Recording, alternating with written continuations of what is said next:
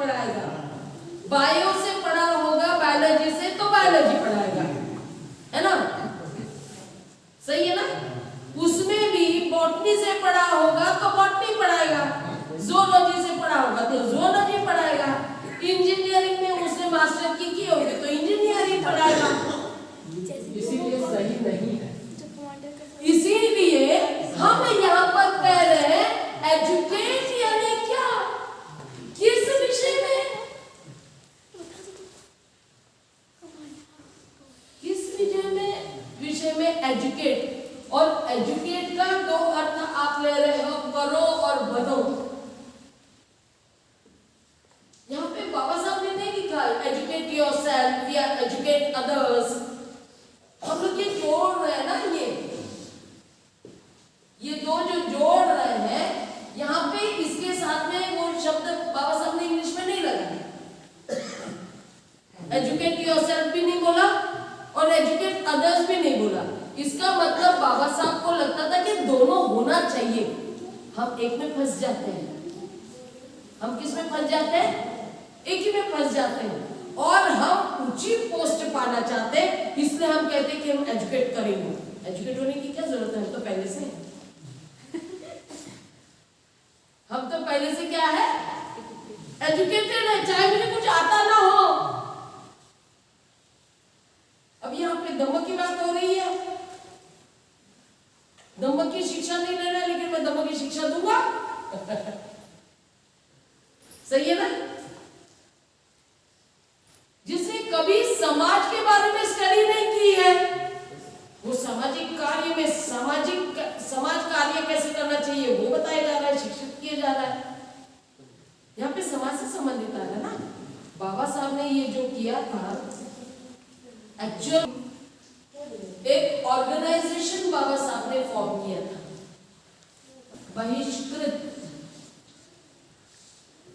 बहिष्कृत हितकारिणी सभा।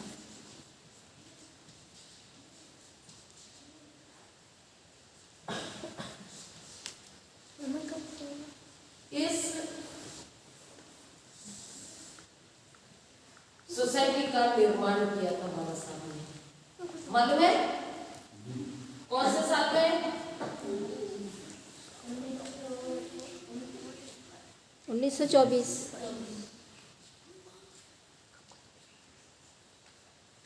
1924 में मुंबई में बाबा साहब ने 20 जुलाई को यस बहिष्कृत हितकारिणी सभा तैयार किया था।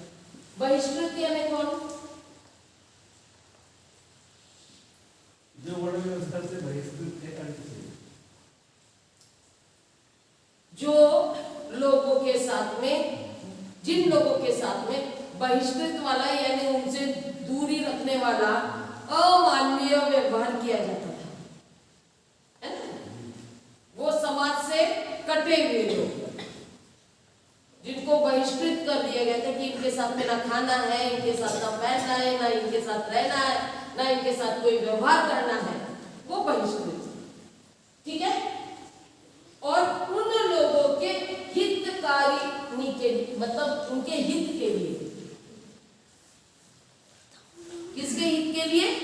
जिन्हें बहिष्कृत माना गया, उन लोगों के हित के लिए एक सभा यानी ऑर्गेनाइजेशन उन्होंने फॉर्म किया 1924 में।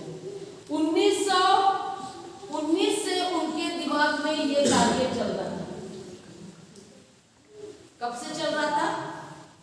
1919 से चल रहा था, जिसे उन्होंने मूर्त रूप में 20 जुलाई 1924 को रखा। और इसका हित किसमें? बहिष्कृत लोगों का। तो इसके लिए उन्होंने, जैसे हमारा है मनुष्यत्व की ओर अग्रसर। हाँ, इसको मिशन का एक घोष वाक्य है ना, उद्घोष, ये 3 शब्द दिया। घोष वाक्य ही कहते हैं। घोष वाक्य या उद्घोष।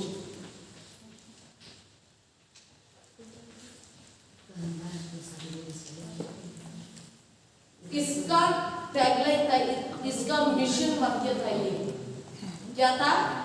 Educate, agitate, organise. अब इसमें पहले नंबर पे कौन सा है? एजुकेट। दूसरे नंबर पर है, अच्छा दूसरे नंबर पर ऑर्गेनाइज होगा, संगठित करो।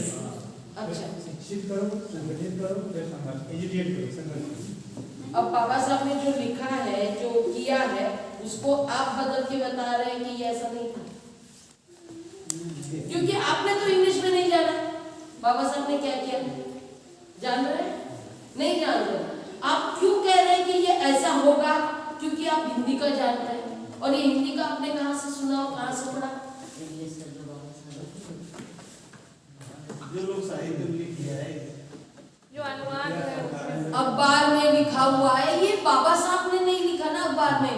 बाबा साहब ने अन्य साहित्य में नहीं लिखा, नेता लोगों ने भाषणों में बताया, बाबा साहब ने भाषण में नहीं बताया। यानी जिन लोगों ने हिंदी में बताया उस पर हम विश्वास कर रहे हैं, लेकिन हम ये जान नहीं रहे कि जब इंग्लिश में एजुकेट, एजिटेट, ऑर्गेनाइज है, आज तक कोई एजुकेट, ऑर्गेनाइज, एजिटेट नहीं बोला, नहीं बोला। लेकिन जब हम लिखते समय बोले अरे नहीं ये गलत है, इसको इधर होना चाहिए और ये इधर होना चाहिए, क्योंकि हम इसके हिसाब से चल रहे हैं। समझ में आ रहा है? और ये बाबा साहब ने नहीं बताया, बाबा साहब ने ये बताया, यहीं पे गड़बड़ हो गई। फिर आगे उनका अर्थ तो अलग ही हो गया। समझ में क्या कहना चाह रही है? बहुत से लोग हमसे बहस करते हैं, नहीं नहीं नहीं नहीं नहीं बाबा साहब ने ऐसे ही कहा है। ठीक है भाई, अब आप समझ रहे तुम ऐसे ही समझो, ठीक है ना? हम क्या कह सकते हैं? तो फिर यहां पर आ जाता है इनके हित के लिए क्या जरूरी है। तो इनके हित के लिए शिक्षा जरूरी है। घोषवाक्य इनका, इनके हित के लिए शिक्षा जरूरी है। वो समय पढ़े लिखे थे 24 में, ज्यादा पढ़े लिखे थे लोग, पढ़े लिखे नहीं थे, तो वहां पे बाबा साहब कैसे कह सकते हैं कि शिक्षित करो? समझ में आ रहा है क्या कहना चाह रही हूं? 1924 में वो कह रहे एजुकेट, तो इसका मतलब क्या हुआ? एजुकेट करने के लिए विद्यालय खोलो, शिक्षित बनो। क्या बताया? शिक्षित बनो, शिक्षा लो, शिक्षित हो, शिक्षा लो, शिक्षा हो, शिक्षित हो। बहुत सारे तरीके हो सकते हैं, लेकिन तुमको शिक्षा लेना है। क्या बोला? तुमको शिक्षा लेना है। तुम शिक्षित नहीं होगे तो तुम अपना उद्धार कैसे करोगे? तुम्हारे साथ में जो अन्याय अत्याचार हो रहा है वो शिक्षा लेकर ही तो समझोगे। शिक्षा नहीं लोगे तो जो तुम्हारे साथ हो रहा है उसको क्या समझोगे तुम? ये तो मेरे नसीब में था, है ना? क्या कहोगे? ये मेरे नसीब में है, ठीक है ना? मेरे साथ हो रहा है तो कौन सा नया हो रहा है? हम महिलाओं को जाकर बताते तो वही बोलते हैं हमारी किस्मत में यही है। क्या करे बंदे जी, आप क्या बता रहे हो? हमारे कौन किस्मत बदलने वाला है? लेकिन कितने सारे लोगों की किस्मत बदल गई पढ़ाई लिखाई करके, जीवन बदल गया पूरा का पूरा। जो किस्मत में अटके रहे वो जहां थे वहीं रह गए। तो यहां पर बाबा साहब क्या कह रहे हैं? शिक्षा जरूरी है। ये पहला मंत्र हम जो कहते हैं, पहला मंत्र है शिक्षा जरूरी है। अब शिक्षा लेने के बाद में सच में हम लोग इकट्ठा आ सकते हैं? शिक्षा लेने के बाद में तो हमने देखा सभी लोग बोलते मैं पढ़ा लिखा हूं तो मैं लीडर हूं। क्या बोलता है वो? तुमसे कम हूं क्या? क्या वो संगठित हो सकता है? नहीं हो सकता। फिर दूसरे नंबर पे संगठन कैसे आ गया? वो हो सकता है, लेकिन वो सही तरीके से शिक्षित नहीं है। नहीं, वो बात नहीं आ रही। अब सही तरीके से कैसे एक्सप्लेन करोगे सर जी? बात यह है, सही तरीका क्या है? आपको तो विषय पढ़ाए जा रहे हैं, शिक्षित हो रहे मतलब आप विषय पढ़ रहे हैं। जो मिसिंग है वो है आपकी नैतिकता। आपकी शिक्षा में कमी किस चीज की है? आप साइंस पढ़ रहे हो, आप आर्ट्स पढ़ रहे हो, आप कॉमर्स पढ़ रहे हो, कौन से स्ट्रीम में आपको इन विषयों के साथ में नैतिकता पढ़ाई जाती है? क्या आपको कॉलेज में, स्कूलों में और कॉलेज में अच्छा इंसान बनने का कोई विषय होता है? क्या आपको स्कूल कॉलेजेस में अहंकार रहित व्यक्ति होने का विषय होता है? यस, कुछ बोल रहे हैं? अच्छा, आ जाओ। चलिए, इधर से बीच बीच में कमेंट आने चाहिए, इधर के भी पॉइंट्स लेना है।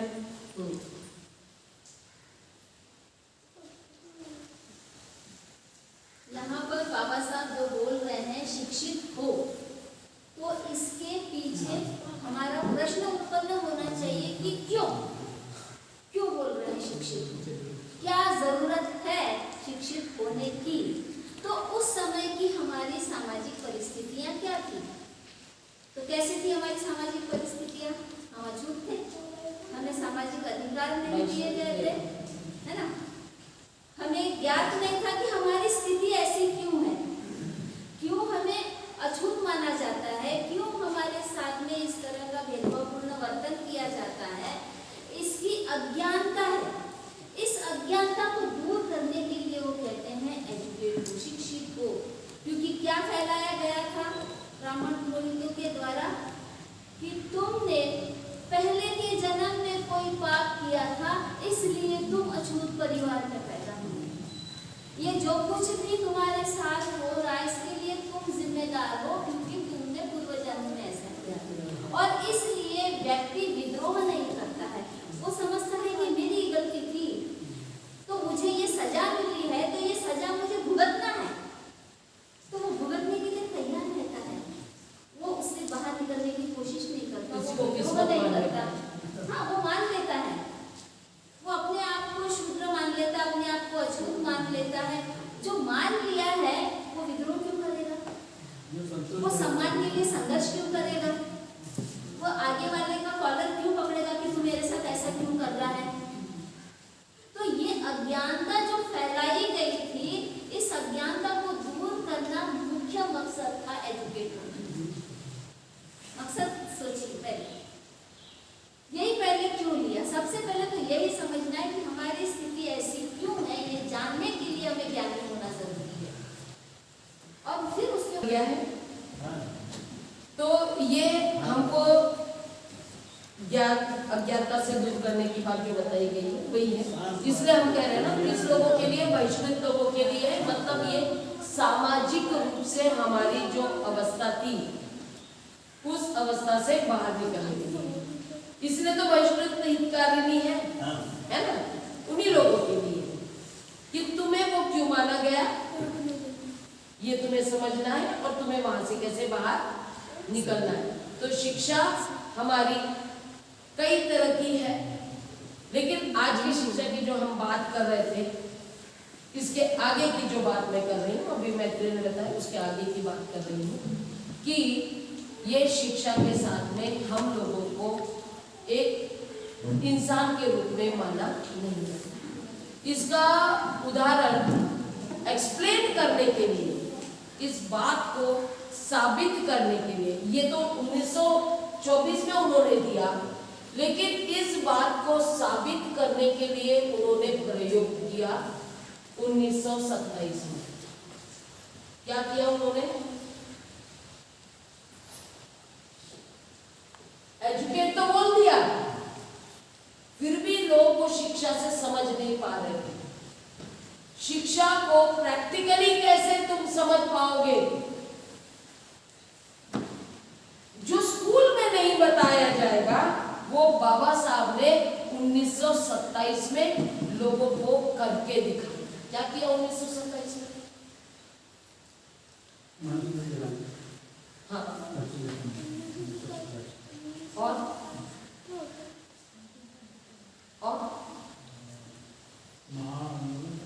यस, वो भी महाड़ में ही हुआ, मनुस्मृति भी महाड़ में ही चलाई, लेकिन क्या आंदोलन हुआ? और पानी का कहते हैं आप बराबर। कौन सा तारीख को हुआ? 19-20 मार्च, महाड़ में। ये पहला आंदोलन था जिससे अशिक्षित लोगों को, क्योंकि पढ़े लिखे नहीं थे और जितना पढ़ना लिखना चाहिए वो उतनी सुविधाएं भी नहीं थी, सब पढ़ लिख कर इतने जल्दी समझ पाएंगे ये भी जब समय नहीं था, तो उन्होंने क्या किया? प्रयोग किया। 1927 में महाड़ के चौदार तालाब, क्या कहा? चौदार तालाब, चौदार नाम पड़ा है।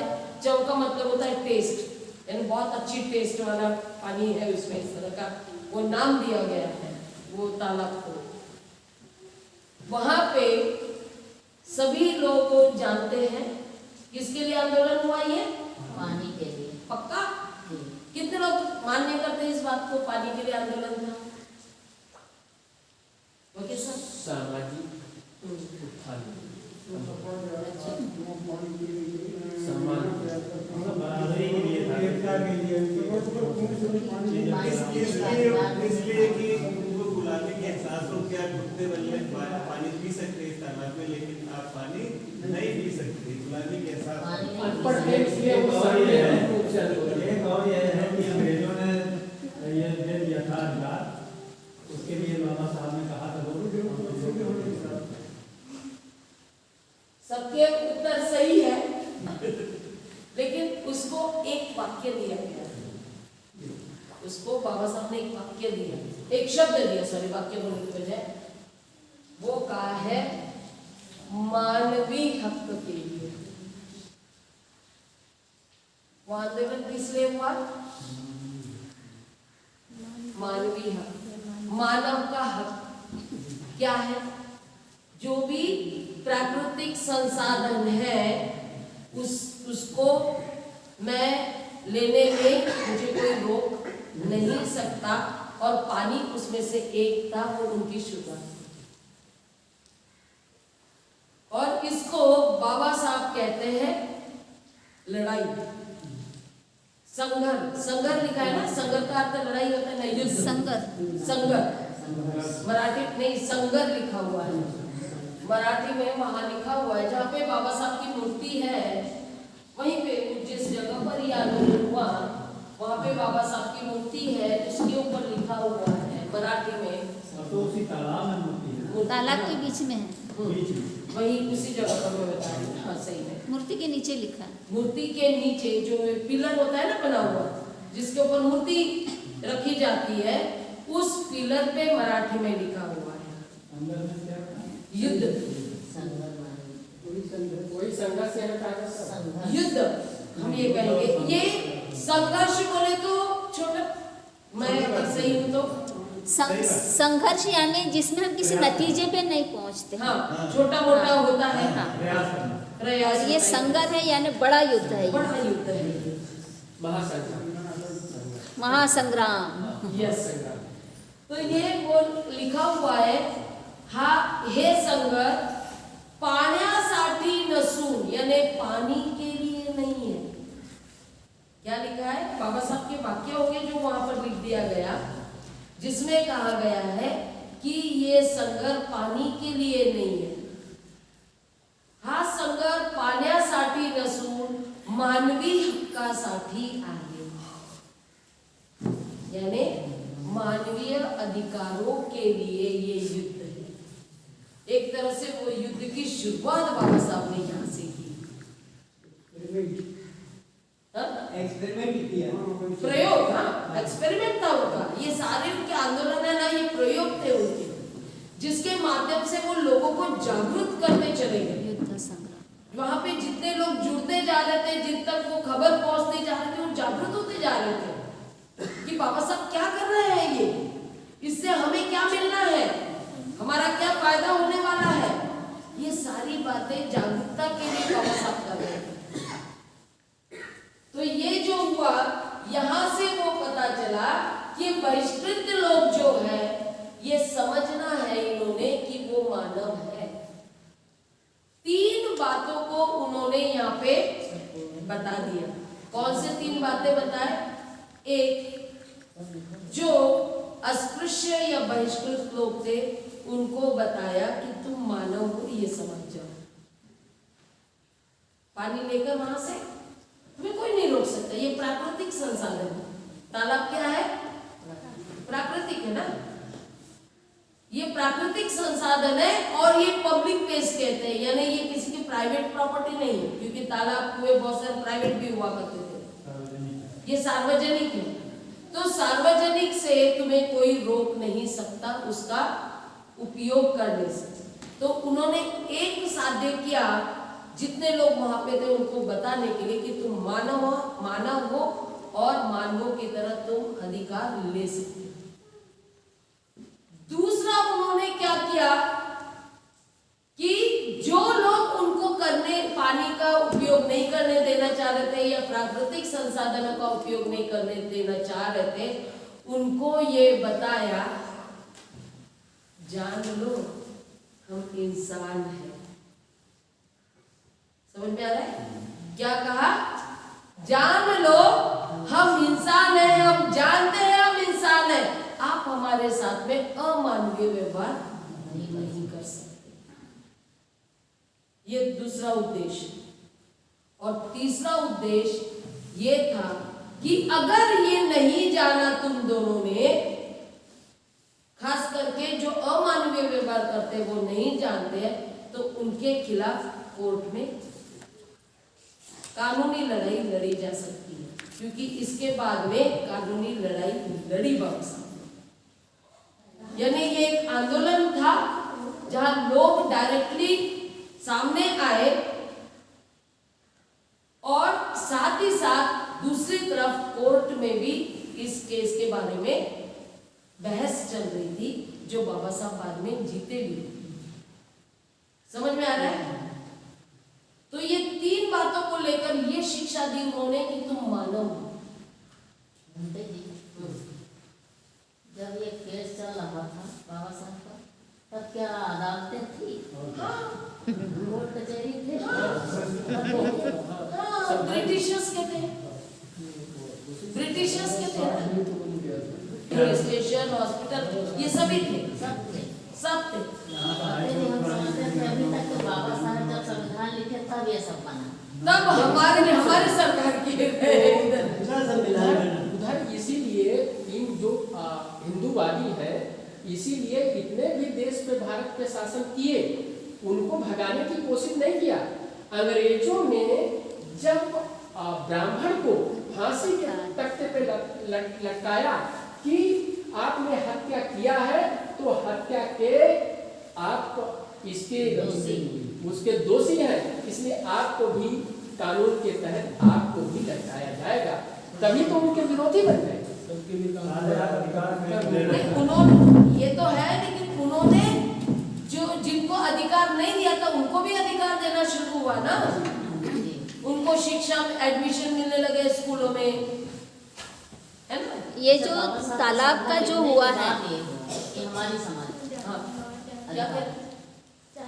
पानी का जो ये संगम हुआ है चौदार तालाब का, तो ये ऑलरेडी जो वहाँ की महानगर पालिका थी, जो अंग्रेज सरकार के तहत थी, तो उन्होंने ये सार्वजनिक पानी सभी के लिए खुला है, मतलब इनके लिए भी खुला है, छूतों के लिए, ये पास हो चुका था। हाँ, लेकिन उसका इम्प्लीमेंटेशन नहीं हो रहा था। ये जो सवर्ण थे महाड़ के, वो इनको अछूतों को वहाँ से पानी नहीं लेने दे रहे थे, इसलिए उन्हें ये कभी ना कभी शुरू करना था। तो उन्होंने वो शुरू किया कि ये जो हमको हक मिला है, इसका इम्प्लीमेंटेशन हम करेंगे, हम वहाँ का पानी लेंगे, जो वहाँ के गांव के लोगों का विरोध है उसका सामना करेंगे। तो ये एक तरह से कायदा बन गया, लेकिन फिर भी यहाँ जो सामाजिक रूप से है वो हक अधिकार हमको नहीं मिला था, कानूनी रूप से मिल गया था। उसके लिए ये जिद थी कि हम अपना हक लेकर रहेंगे, ये बात है। और जो लड़ाई शुरू हुई इसकी यहाँ के लोगों की अंग्रेज़ों के खिलाफ, तो एक तो ये है कि वो धीरे धीरे करके हमें शिक्षा का अधिकार भी दे रहे थे, सार्वजनिक जगहों पर आने जाने का अधिकार दे रहे थे, वो छुआछूत नहीं करते थे। और सबसे बड़ी बात, आर्मी में जो हमारी पलटन थी, महार बटालियन जो थी,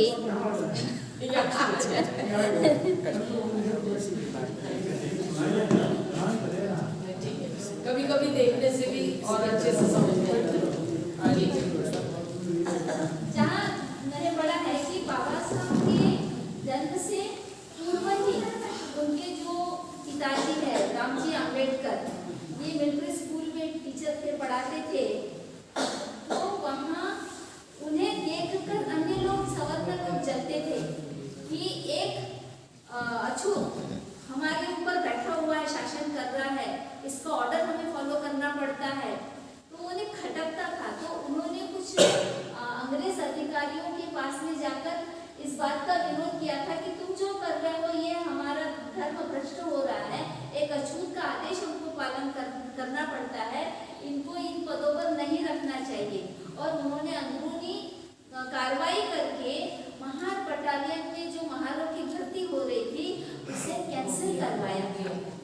तो जब ये कैंसिल करवाया गया तब रामजी आम्बेडकर ने सबसे पहले लोगों को संगठित करके लेटर करस्पॉन्डेंस किया था अंग्रेज अधिकारियों के साथ में कि आप हम पर अन्याय कर रहे हैं, हमारे लोग मिलिट्री में होने चाहिए। लेकिन उन्होंने अंग्रेजों के साथ में साठ-गांठ करके ये सारा कुछ कर लिया था और ये काफी दिनों तक ये संघर्ष चलता रहा इनका। उसके बाद में बाबा साहब ने इन बातों को उठाया है। तो दरअसल वो नहीं चाहते थे कि हमारे पास में ज्ञान का पावर हो, हमारे पास में प्राकृतिक संसाधन का पावर हो और हमारे पास में शस्त्र चलाने का पावर हो। ये सारे ये धन है हमारे लिए, शक्ति के स्रोत है। ये शक्ति के स्रोत अंग्रेजों के माध्यम से हमें मिलने शुरू हो गए थे क्योंकि वो भेदभाव नहीं करते थे। इसलिए फिर यहाँ के जो सवर्ण लोग हैं, ब्राह्मणिज्म फॉलो करने वाले, उन्होंने अंग्रेजों के खिलाफ यहाँ से चले जाओ का जो आंदोलन है वो शुरू किया। असहयोग आंदोलन बोलो या और भी बहुत से आंदोलन, उन्होंने चले जाओ का नारा दिया। ये गांधी के नेतृत्व में हुआ। हाँ, तो वो नहीं चाहते थे कि हम लोगों को सारे शक्ति के साधन मिले और हम यहाँ पर सक्षम हो जाए। तो अभी उनके जाने के बाद में अब इनका राज आया है, तो धीरे धीरे हमें फिर से असक्षम बनाने की कोशिश हो रही है। जो जो मिला था वो सारा छीना जा रहा है। शिक्षा का अधिकार छीना जा रहा है, शस्त्र चलाने का अधिकार छीना जा रहा है और जो प्राकृतिक संसाधन है वो भी धीरे धीरे हमसे दूर हो रहे हैं। सबका निजीकरण हो रहा है, जमीनें छीनी जा रही हैं। तो ये इस तरह का एक हमारा इतिहास रहा है कि बहिष्कृत लोगों को इस तरह से ये सारी जानकारी लेना है तो वो जानकारी एजुकेट होने से ही मिलेगी। और एजुकेट होने के बाद में फिर हमारे अंदर एक द्वंद्व पैदा हुआ। अब यहाँ संघर्ष की बात आती है। अब संघर्ष की बात। वो जो महाड़ का 14 तालाब का था वो युद्ध था, संघर्ष था, एक निश्चित बात को लेकर वहाँ पर लड़े थे। लेकिन संघर्ष उसको बोलेंगे जहाँ पर हम थोड़े डामाडोल हो जाते हैं, मैं ये करूँ या नहीं करूँ। हाँ, डाउट होता है, निश्चय नहीं हुआ है, मैं लड़ूँ या नहीं लड़ूँ, वो स्थिति होती है संघर्ष की। मुझे किसी चीज का भय है, ऐसे मैं आवाज उठाऊंगा तो मुझे पकड़ा जाएगा, मुझे जेल में डाला जाएगा या मेरे कुछ लोग नाराज हो जाएंगे। तो सच को जानने के बावजूद जब आदमी की ये स्थिति होती है कि वो किसी नतीजे पर नहीं पहुंच पाता है, कोई निर्णय नहीं ले पाता है, उसे संघर्ष की अवस्था कहते हैं। उदाहरण देखिए, चित्त में संघर्ष, समझाएगा, चित्त में संघर्ष होता है। चित्त के संघर्ष की बात यहाँ पे थोड़ा अब उत्तर आप लोगों को मिल चुका। इस जो इतनी दिनों में शिक्षा हुई है, उत्तर आपको मिल चुका है। महार नाम तालाब से क्योंकि अधिकार तो आपको दे दिया गया था पढ़ने का, लेकिन फिर भी बाबा साहेब को बाहर पढ़ाया जाता था, पट्टी नहीं मिलती थी। अधिकार मिल गया कि संविधान आपके पास है, अब आप संघर्ष कर। हाँ, कोई सामाजिक अधिकार नहीं, जी, राजनीतिक मिला लेकिन सामाजिक नहीं। अभी अब संविधान है आपका, अब करिए मैदान में, अब लड़ाई लड़िए। सामाजिक नहीं मिला है। जी, अब लड़ाइए, अब लड़ाई लड़िए, संविधान आपका है।